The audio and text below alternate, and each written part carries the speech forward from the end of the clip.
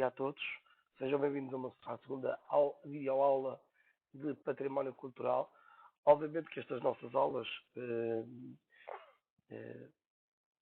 apesar do distanciamento, apesar de efetivamente estas aulas serem efetivamente uma forma interessante de podermos debelar esta dificuldade que nós vivemos atualmente por via da Covid-19, a realidade é que as saudades já são muitas e esperemos que efetivamente dentro em breve possamos todos ultrapassar esta fase e voltarmos então à nossa sala de aula presencial, porque efetivamente é muito mais interessante. Contudo, o que é importante é sempre encontrar soluções e esperemos que as pessoas deem o valor intrínseco a esta capacidade da Universidade de serem conseguir dar a volta a cada um dos seus professores, obviamente, dar a volta a este problema e conseguir fazer com que o trabalho e o conhecimento flua. É com muito gozo e com muito gosto que eu vejo a dinâmica que todos os nossos alunos têm desenvolvido nas redes sociais, tudo isso, e também as saudades que demonstram pelos melhores tempos que nós temos vivido juntos, e isso obviamente deixa-me tremendamente orgulhoso de toda a comunidade que temos sabido construir. Mas dentro de breve vamos tentar também criar uma plataforma de ensino à distância e que nos vamos ver a todos, se possível, se for possível. Seria muito interessante, que era uma forma também de aumentarmos a discussão sobre as matérias que nós relacionamos, em semelhança ao que acontece presencialmente nas nossas aulas. Nós hoje vamos terminar a matéria relacionada com o Castelo de Almorol, o Castelo de Almorol que tornou-se Património Nacional em 1910. Nós, na semana passada, tivemos a oportunidade de recordar a todos que o Castelo de Almorol, que haveremos de visitar, se Deus quiser, situa-se no Concelho de Vilanova da Barquinha, na região das Beiras, no distrito de Santarém, muito perto entre o Rio Tejo e a confluência com o Rio Zezer. Ali ao lado encontra-se a célebre, por mais razões, obviamente a célebre Vila de Tancos, né, com o seu quartel, mas o que importa aqui é pensar que este castelo então foi uma guarda essencial dos Cavaleiros Templários na altura da busca por territórios aos mouros no tempo de Dom Afonso Henriques. Mas certo é que este território, este local, provavelmente terá sido efetivamente local de um antigo Castro Celta. A realidade é que depois encontraram-se efetivamente objetos que denotavam esse período histórico. Depois, mais tarde, encontraram-se medalhas e moedas do período romano também nesse mesmo local. E então, provavelmente, alguns trechos das muralhas poderão ter sido inclusivamente até de origem romana, já que a forma arquitetónica das mesmas coincide com o estilo de construção das muralhas de pedra do período romano. Certo é que a partir do século III o local foi ocupado por outros grupos, nomeadamente pelos holandes, pelos visigodos, e obviamente no século VIII vieram os muçulmanos, os muçulmanos, que ocuparam quase toda a Península Ibérica, à exceção das Astúrias, como vocês sabem. E então, já no século XIII, no século VIII, essa fortificação já existia, e então ela é conhecida pelos árabes como Al-Muralan. É provavelmente o nome, a origem do nome que nós hoje conhecemos Al-Mural, provavelmente virá então dessa origem muçulmana Al-Muralan, que quer dizer então pedra alta. Certo é que não se pode mesmo assim precisar a origem do nome, assim como se torna difícil também clarificar o significado e a própria grafia, do qual são conhecidas variações. Nós já vimos, temos documentos, existem documentos onde aparece Al-Muriol, Al-Murol, Al-Murel, por exemplo, Al-Muriel. No entanto, os autores estabelecem que há ligações com o nome Muron, que Estrabão, o célebre geógrafo romano, teria referido como uma cidade situada à beira Tejo, ou ainda com o termo Muriela, que consta da descrição da limitação do bispado da Egitânia e Corretânia, ou seja, este território aqui da Egitânia, mais no interior, em que então referia essa toponímia chamada Muriela. Muriel. Certo é que, novamente, depois o Afonso Henriques ficou com este castelo, ofereceu-os de longe então aos templários, no sentido de uh, criar então uma guarda na chamada linha do Tejo, né? E depois, para além desta, temos também o castelo de Iranha, o castelo de Monsanto, o castelo de Pombal e, obviamente, o castelo do Céu, o castelo de Tomar, né? O castelo do César também, que já não existe, o castelo de Tomar, que efetivamente durante muito tempo foi então a capital, o centro neurálgico dos templários, dos pobres cavaleiros do Templo de Salomão em Portugal. Em Portugal. Então, criou-se aqui, inclusivamente, uma comenda e os templários, no sentido também de obterem efetivamente financiamento para a construção do restante castelo, para as suas tropas, controlaram então aqui, por parte neste castelo, o comércio do azeite, do trigo, da carne de porco, frutas e madeira, e até as diferentes regiões do território com este comércio com Lisboa. Acredita-se ainda que terá existir inclusivamente uma povoação associada ao castelo, numa ou ambas as margens do rio, uma vez que em 1170 foi concedido um foral aos moradores desta pequena povoação. Com o avanço da Reconquista para o sul e com a extinção da Ordem dos Templários em 1311 pelo Papa Clemente V, a célebre Sexta-feira 13, que nós já falámos aqui muitas vezes, e durante o reinado de Dom Dinis, a estrutura passa então para a Ordem de Cristo. Dom Dinis vai criar a Ordem de Cristo para ficar com os bens do templo, vindo posteriormente, obviamente, então o castelo de Almorola a perder importância e tendo sofrido várias alterações, inclusivamente o terremoto de 1755 que vai danificá-lo gravemente e só no século XIX é que vão haver alterações ao castelo, vai no sentido romântico, e patriótico, uma espécie de nacionalismo vivido no século XIX, e vão-lhe colocar características que não eram originais. Características estas depois que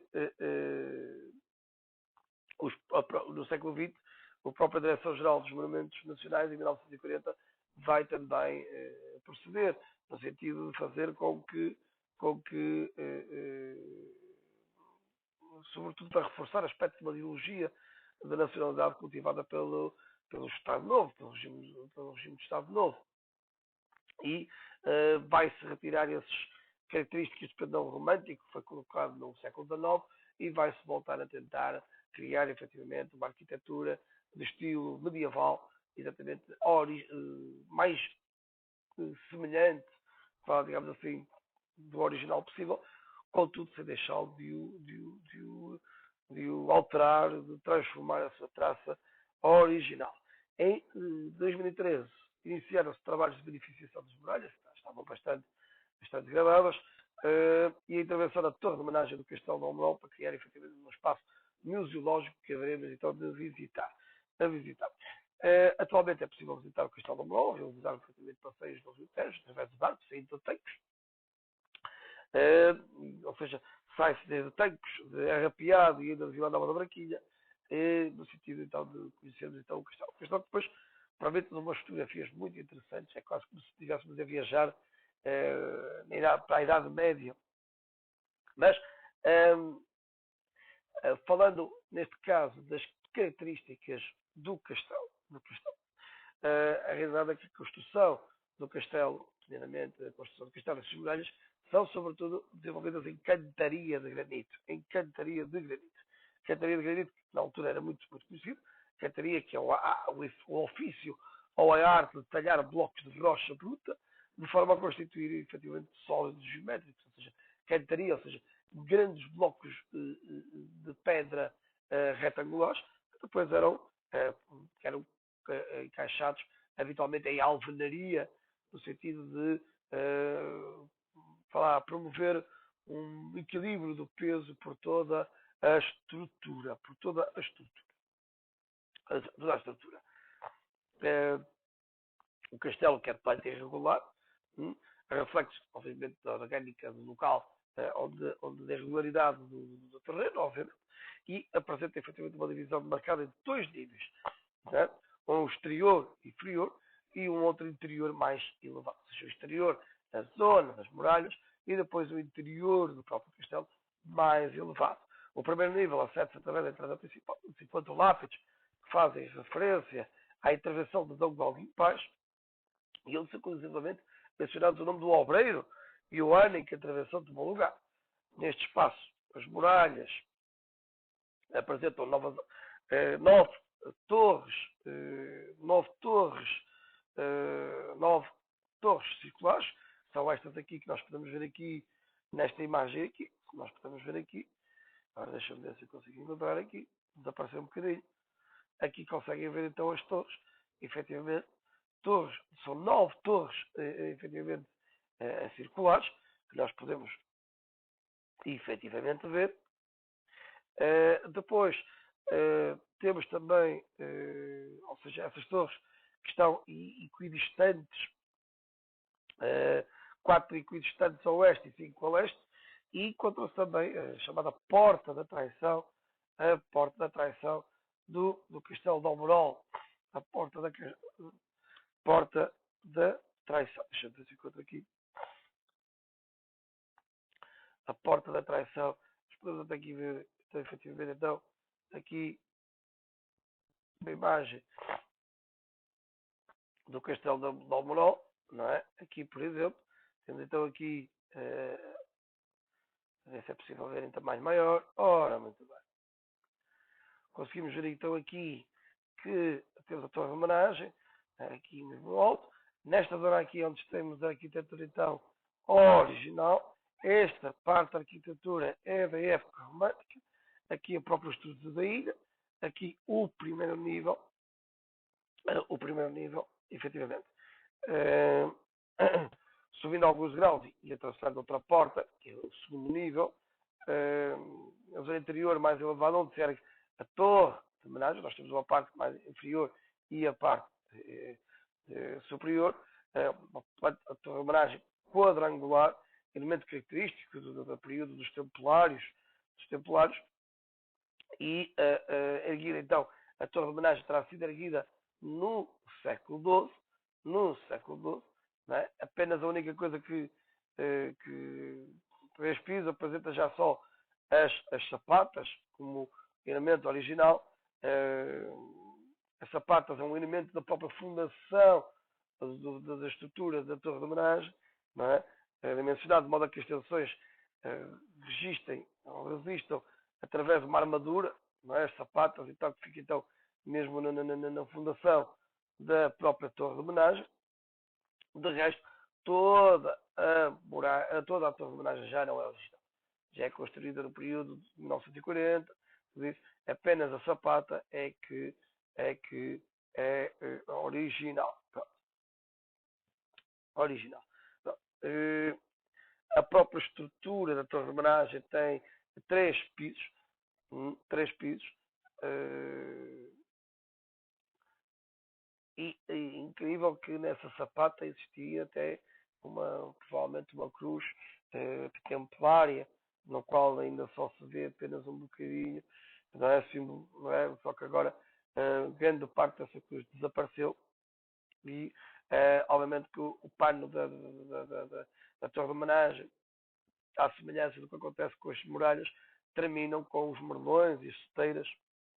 As seteiras apresentam uma escadaria que fazem então o acesso ao topo da muralha e ao topo da torre de homenagem, num caminho que é percorrido pelo Adarve, que nós temos falado então aqui pelo Adarve. Por acaso este castelo não tem o célebre alambor dos Templários. Tem aqui um bocadinho, mas é muito pouco, já que a própria ilha já representa também em si mesmo uma espécie de defesa. Pelo ilhote, outros caminhos foram construídos, permitindo não só o percurso da vereda, que abraça, obviamente, então, o próprio castelo, castelo, não é? Todo este ilhote que nós podemos ver aqui nas próprias imagens. Hum. Mas também a possibilidade, efetivamente, de vislumbrar várias perspectivas da paisagem envolvente. Hum. Existem, obviamente, algumas lendas referentes. Depois temos falado, obviamente, das características principais do Castelo de Almorol, feito em pedra e tal. Existem algumas lendas que estão associadas. Uma delas é muito interessante, dizia respeito a um cavaleiro, Dom Ramiro, que regressava orgulhosamente das conquistas e dos combates contra os muçulmanos, quando encontrou duas mouras, mãe e uma filha.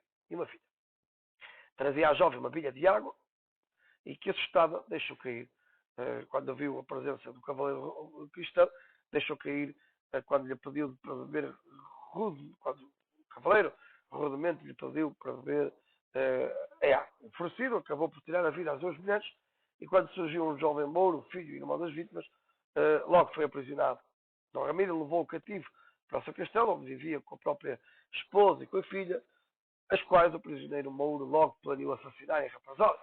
Entretanto, só a mãe passou a ministrar um veneno de ação lenta, acabou por se apaixonar pela filha, a quem o pai planeava casar com um cavaleiro da sua fé.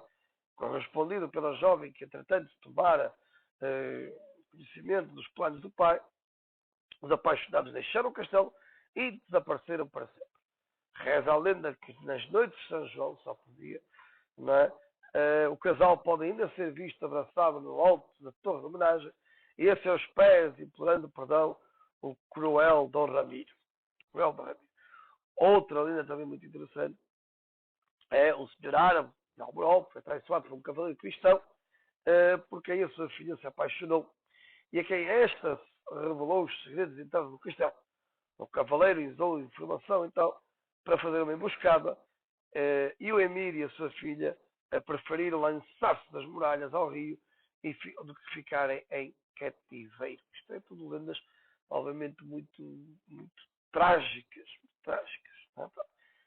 Outra lenda tem a ver com o cavaleiro Palmeirim, de Inglaterra, que foi combatido por uma grande tempestade, forçou o navio que viajava da Inglaterra para Constantinopla a arribar na costa portuguesa, fundeando no Rio Douro. Imaginem como estas lendas depois relacionam as várias partes do país. Embarcado na cidade do Porto, o cavaleiro tomou ciência das aventuras de alguns cavaleiros que tinham travado combate com o gigante Almorol, que em seu castelo, a meio do Rio Tejo, custodiava a bela princesa Miraguarda e as suas damas. Em busca de aventuras, o Palmeirim, que se deslocava para o sul, onde à margem do Tejo, a vista à distância, está o Palmeiral, e aproximando-se, vê o fim da luta de dois cavaleiros numa praça junto do castelo, reconhecendo no vencedor o cavaleiro triste, com o qual já o duelara. Isto parece quase que a história do rei Artur. Então, em sinal da vitória, o cavaleiro triste junta ao seu escudo aos outros, que também já havia obtido. Neste escudo encontra-se retratada a sua dama, a bela princesa Miraguarda, por quem Palmeirim fica enamorado. Travando-se o combate entre Palmeirim e o cavaleiro triste pela mão da rapariga, cai a noite, encerrando a luta sem um vencedor. O cavaleiro triste é recolhido ao castelo para tratar das suas feridas, enquanto que o Palmeirim vai buscar auxílio numa aldeia próxima. Nem um nem outro, entretanto, alcançam o favor da princesa, que aconselha o primeiro a se retirar e a desistir de novos combates por um ano, enquanto que Palmeirim retorna ao seu caminho para Constantinopla. Após esse feito, o gigante Almorol foi atacado e vencido por outro gigante, o chamado Dramusiando, sob a proteção do qual doravante ficou a bela princesa e toda a sua corte. Ou seja, os cavaleiros cristãos não ficaram com a mão da princesa. Pois então nós terminamos hoje então o séquito por alguns dos castelos mais interessantes de Portugal. Nós para a semana vamos seguir viagem. E desta vez vamos até às bonitas ilhas dos Açores. Meus amigos e amigas, espero que tenham gostado desta aula tanto quanto eu gostei. Espero regressar o mais depressa possível ao vosso convívio presencial, porque efetivamente, apesar de ser efetivamente uma boa ideia, uma forma de diminuirmos estas distâncias, pois sem dúvida a nossa sala de aula já me faz muita, muita falta. Façam o favor de serem felizes, cuidem-se, muita saúde e paz. Um abraço para todos.